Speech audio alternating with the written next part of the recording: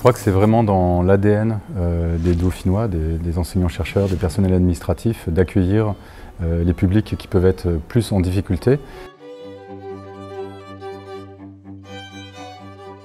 Les bases du programme Exil à Dauphine ont été jetées en fait dès 2018. On fête aujourd'hui les 5 ans, mais dès 2018, on était actifs dans ce domaine-là.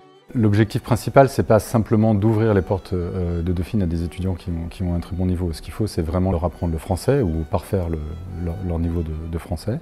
Et puis, il faut les accompagner, il faut leur trouver un logement, il faut parfois leur offrir une bourse de vie, les accompagner par des systèmes de tutorat, de mentorat, de manière à ce qu'ils puissent s'insérer dans la société d'une manière générale et puis évidemment dans nos formations par la suite.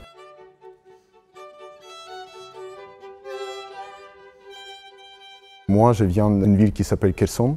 C'est une ville du sud de l'Ukraine qui a été occupée depuis le début de la guerre. Et en fait, en avril 2022, j'ai été admis par l'Université Paris-Dauphine pour poursuivre mes études juridiques qui étaient interrompues. Il y avait un moment qui était absolument magique et sublime pour moi. Quand j'ai commencé mes études en 2022 en tant qu'étudiant en master à Dauphine, j'ai eu beaucoup de cours, tous les cours étaient en anglais. Et 2 ans plus tard, en septembre 2024, c'est moi qui est devenu un prof et qui a enseigné le même cours. Et pour moi, c'était vraiment un moment absolument sublime. Et maintenant, c'est à moi à rendre à Dauphine tout ce qui m'a été donné depuis 2022.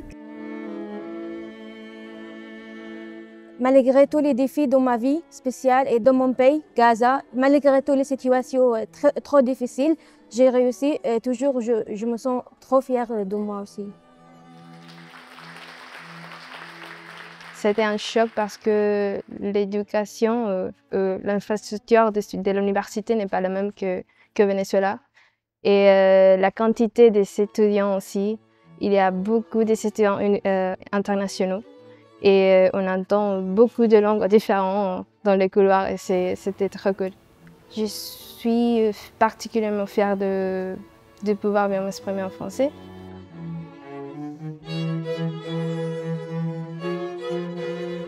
C'est un programme que nous avons particulièrement à cœur de soutenir puisqu'il est exactement dans les missions de la Fondation, notamment dans le cadre de sa mission d'ouverture sociale, d'ouverture internationale aussi, et de permettre à tous les meilleurs talents de pouvoir étudier à Dauphine.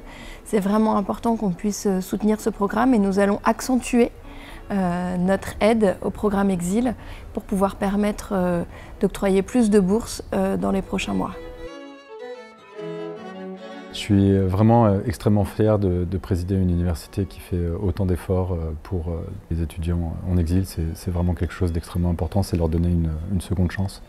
Je voudrais dire aussi que je suis très fier de ces étudiants parce que même si on met tout en place pour qu'ils puissent être accueillis dans les meilleures conditions possibles, de toute façon c'est une situation qui pour elles et eux est très difficile et donc à la fin il faut valider les diplômes et les diplômes de Dauphine sont particulièrement difficiles à obtenir et donc à la fin la réussite est avant tout la leur, donc bravo à toutes et tous.